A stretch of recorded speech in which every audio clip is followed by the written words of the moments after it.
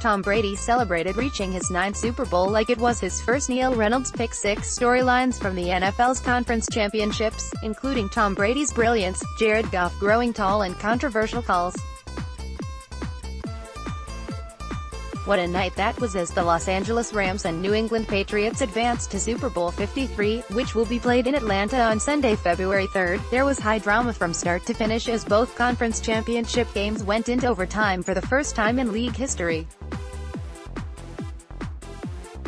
There were a ton of big plays, a plethora of storylines and a fair share of controversy.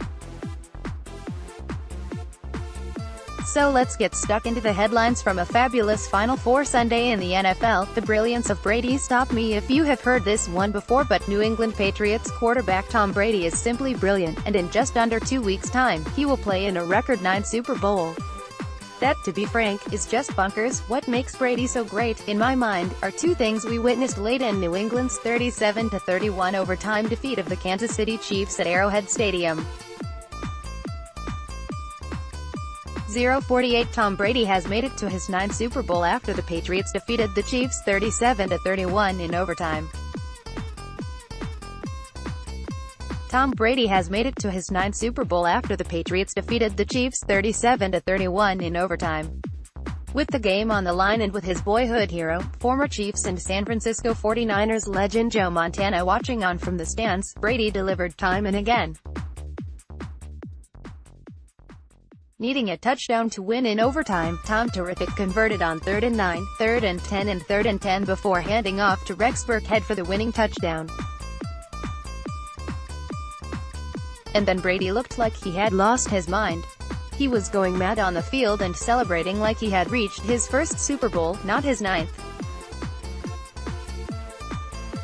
It is that unquenchable passion, combined with deadly accuracy and production in the clutch, that makes Brady the greatest player, not just quarterback, that the league has ever seen. We will never see his likes again. Pats step up on defense. At first glance, it might not look as if the New England Patriots had a good day on the defensive side of the ball, as a wild fourth quarter meant that they ended up shipping 31 points to the Patrick Mahomes-led Chiefs.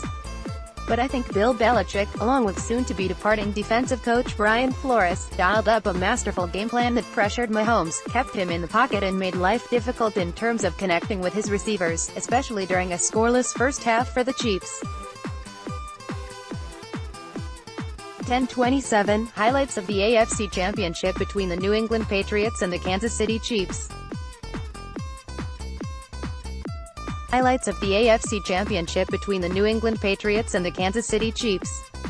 Mahomes had his moments, especially in the second half, but the Patriots held Kansas City's high-powered attack to just 290 total yards with a lot of physical man coverage of the likes of Tyreek Hill, who caught just 1 pass for 42 yards. Belichick has produced some of the best defensive game plans in recent NFL history, and, despite the final score, I think we can add this one to the list.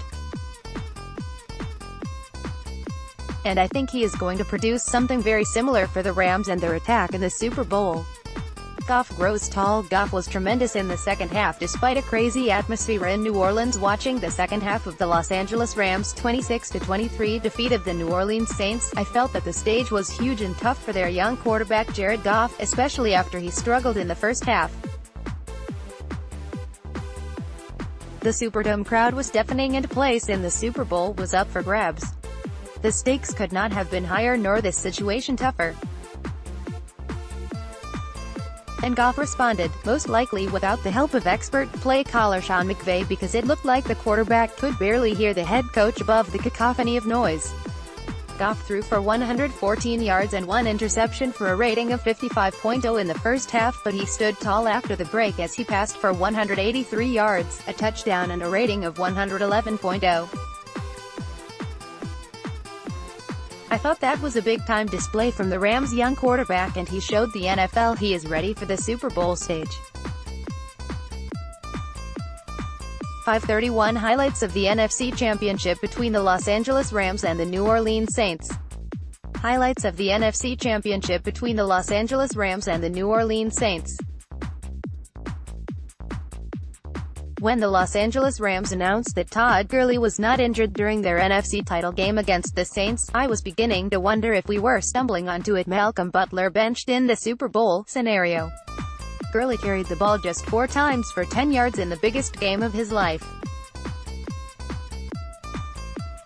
That was a shocking return from the league's all-pro running back who scored 21 touchdowns during the regular season and who rushed for more than 100 yards the previous week against the Dallas Cowboys. Gurley had just 10 yards rushing all game, but Gurley explained after the contest that his lack of involvement was a result of him playing sorry as hell. I think there is a bit more to this story. He did not look overly happy at sharing his playing time with CJ Anderson last week, and I wonder why the Rams did not allow him to play his way out of last night's slump. I know the season was on the line and all that, and there was no time for passengers.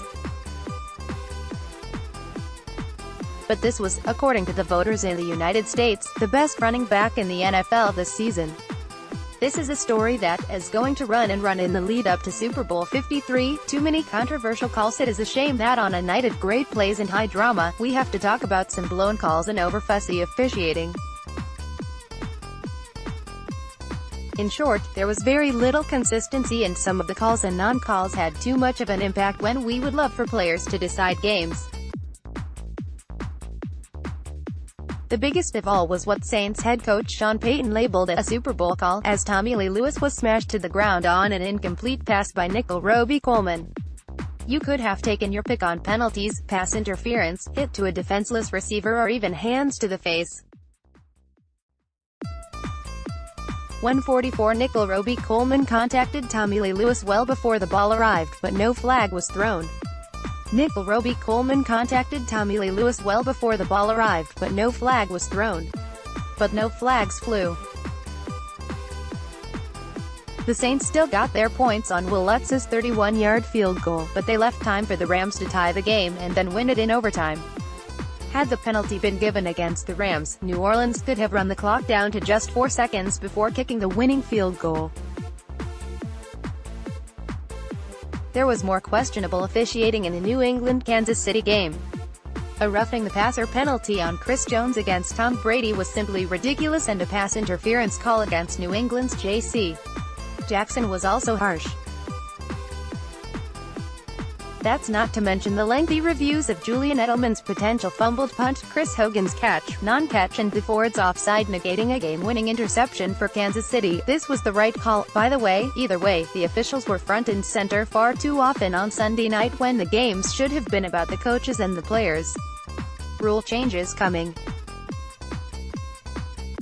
The NFL rarely likes to change rules, and when the league does, it normally comes as a result of some kind of controversy occurring on a big stage. I think Sunday night might lead to a lengthy conversation about a couple of rules in the off-season. First, I think pass interference will become a reviewable play.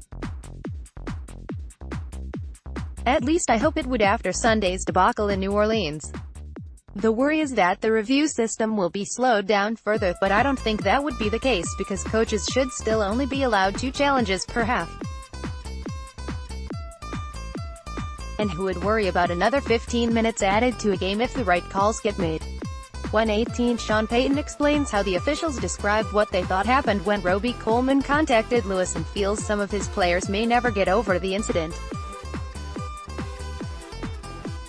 Sean Payton explains how the officials described what they thought happened when Robey-Coleman contacted Lewis, and feels some of his players may never get over the incident. Second, I would like to see both teams given an opportunity to possess the football in overtime. The NFL went some of the way to amending the overtime rules a few years back, but they didn't go far enough. A game can still be won if a team scores a touchdown on its first possession. New England won the coin toss on Sunday, and given how both offenses were moving the ball in overtime, it was a big call to win. They marched straight down the field and won the game without Mahomes getting an opportunity to respond.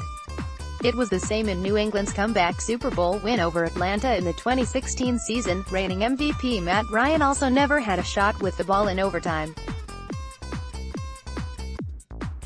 I think that has to change and both teams need at least one shot with the football in the sudden death period.